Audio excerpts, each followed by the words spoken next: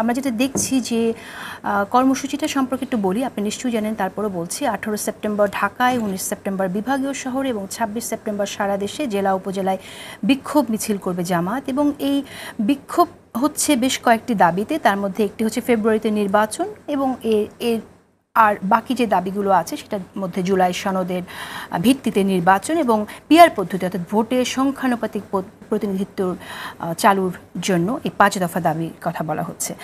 আমার প্রশ্ন হচ্ছে যে ফেব্রুয়ারিতে নির্বাচনের দাবি কেন এখানে জানাতে হচ্ছে এবং সেই দাবিতে বিক্ষোভ কেন? সেই ফেব্রুয়ারি নির্বাচনটা এই দাবিতে অ্যাড করতে হলো কেন? কারণ সরকার নিজেই তো ফেব্রুয়ারিতে নির্বাচন দিতে চাইছে। তো আপনার কাছে প্রথম শুনে আপনার বিশ্লেষণ কিভাবে দেখছেন? যে প্রসঙ্গটি নিয়ে আমরা আলোচনা শুরু করেছি এ সময়ের জন্য খুবই স্পর্শকাতর এই জন্য আমি বলতে চাই, প্রত্যেকটি আন্দোলনের একটি পক্ষ এবং প্রতিপক্ষ থাকে। অতীতের সময়গুলোতে দেখা গেছে যে যারা ক্ষমতায় থাকেন তারা একটি দল, তার একটি পক্ষ এবং তার আর একটা বিপক্ষ আছে। কিন্তু বর্তমান সরকার কাঠামো এবং বর্তমান বাংলাদেশের যে রাজনৈতিক পরিমণ্ডল, এই পরিমণ্ডলের মধ্যে পক্ষ প্রতিপক্ষ বলে বিষয়টি নির্ধারণ করা খুব কঠিন। আমরা কিন্তু একটা কল্পিত ভাবের মধ্যে চলছি। যেমন ধরেন, আমি কথাটা আপনাকে এইভাবে উল্লেখ করতে চাই যে আমরা ধরে নিয়েছি, কেউ কেউ বলছেন যে বিএনপির বিরুদ্ধে একটা আন্দোলন চলা। আচ্ছা, বিএনপি কি সরকার? বিএনপি কি ক্ষমতায় আছে? এই আন্দোলনের মধ্যে দুইটা পয়েন্ট আমি আপনার কাছে মেনশন করতে চাই। আরও বলা হচ্ছে লেভেল প্লেয়িং ফিল্ড তৈরি করতে হবে। কথাটা কেন উঠেছে? কথাটা উঠেছে এই কারণে যে ডক্টর ইউনূস সাহেব তারেক রহমানের সাথে দেখা করেছেন, তিনি কথা বলেছেন এবং এখন অনেকে বলছেন যে তারেক রহমান সাহেবের সাথে কথা বলার কারণে লেভেল প্লেয়িং ফিল্ডের অবস্থাটা নেই। এই যে ধারণাটা আমরা করতেছি, তাহলে একজন তারেক রহমান সাহেব যিনি বিএনপির দায়িত্বে আছেন, তিনি নির্বাচনের কথা বলবেন নাকি তিনি কি নির্বাচনহীনতার কথা বলবেন? আর নির্বাচনের কথা বলার মধ্য দিয়ে লেভেল প্লেয়িং ফিল্ডের অসামঞ্জস্যতা আসার যুক্তিটা কোথায়? আরেকটি কথা কিন্তু এই জুলাই সনদের ব্যাপারে আন্দোলনের ইস্যুর মধ্যে আছে, সেটা হচ্ছে যে এটাতে যারা স্বাক্ষর করবেন না তাদেরকে নির্বাচনের জন্য অযোগ্য ঘোষণা করতে হবে। তাহলে এই নির্বাচনের জন্য অযোগ্য ঘোষণা করবে কে? নির্বাচনের জন্য যদি রাজনৈতিক দলগুলো অযোগ্য ঘোষিত হয় তাহলে নির্বাচনটা কে করবে? এবং রাজনৈতিক দলগুলোকে এফিডেভিট করে শপথ পাঠ করতে হবে। বিষয়টা কেন? আমরা যে দাবিগুলো করছি কার কাছে? আপনি যেখানে বলতে, আমরা এটা কার কাছে করছি? এই অথরিটিটাকে আমরা এমন একটা অথরিটির কাছে দাবি করছি বা কথাগুলো বলছি, যেই অথরিটি নিয়েই কিন্তু আপনি নানান প্রশ্ন উঠছে।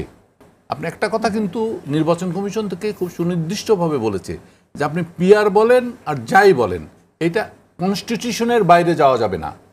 তাহলে আলোচনাটার ভিত্তি হতে হবে সংবিধান।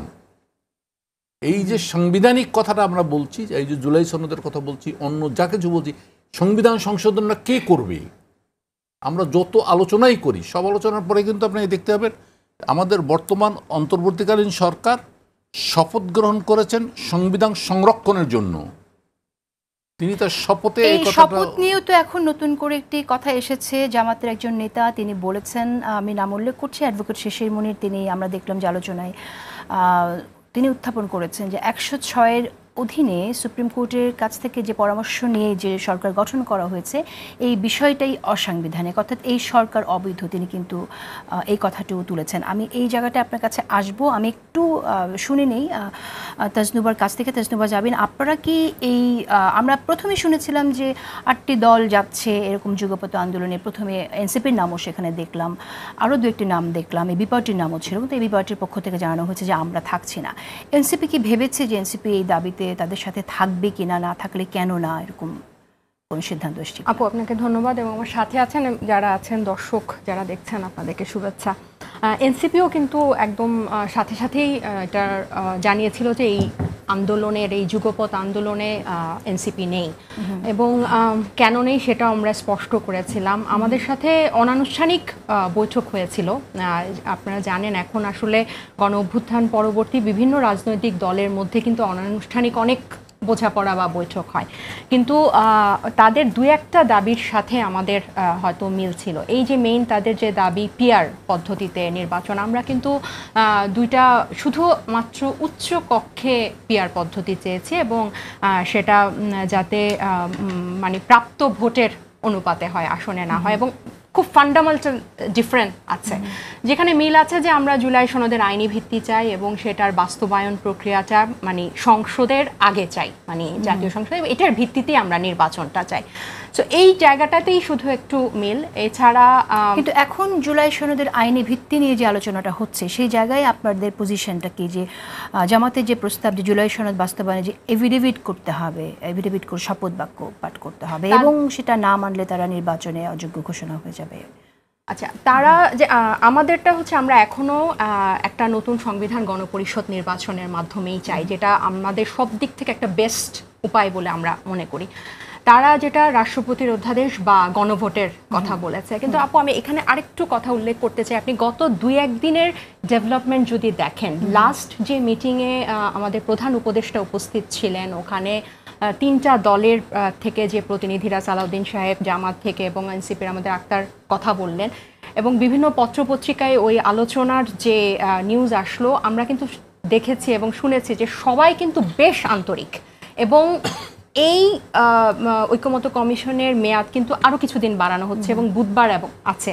তো এরকম একটা পজিশনে, পরিবেশে, হ্যাঁ, যেখানে সবাই আন্তরিক, কিন্তু ইভেন সালাউদ্দিন সাহেবও যেখানে সংসদের পরে মানে নির্বাচনের পরে আগামী সংসদে এটা বাস্তবায়নের কথা বলছিলেন, উনিও বলছিলেন যে আর কোনো গ্রহণযোগ্য পদ্ধতি যদি দেখানো যায়, আইনি যদি দেখানো যায়, সেটা যাচাই বাছাই করা হবে, বা বিশেষ সাংবিধানিক আদেশের কথা কিন্তু আমরা শুনছি।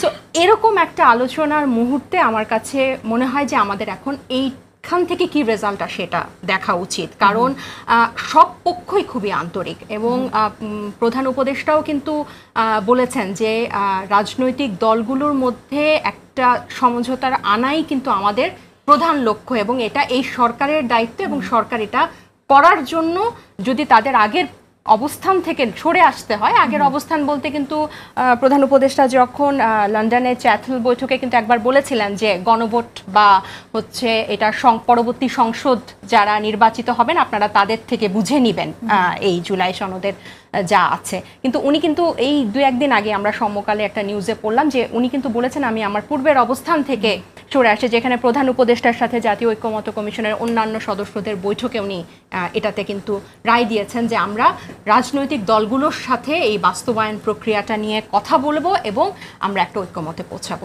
সো ঠিক এই টাইমটাতে আমার কাছে মনে হয় না যে কোনো বিক্ষোভ, যুগপৎ আন্দোলন, মানে আমাদের সবার আসলে যেই অন্তর্বর্তী সরকার যতই ব্যর্থ হোক, এটা আমাদেরই গড়া সরকার, এটা আমরা চাই এর মাধ্যমে তার অধীনে এই জুলাই সনদ একটা ফয়সালা হোক, বাস্তবায়ন হোক, এবং এরপরে ফেব্রুয়ারিতে নির্বাচন।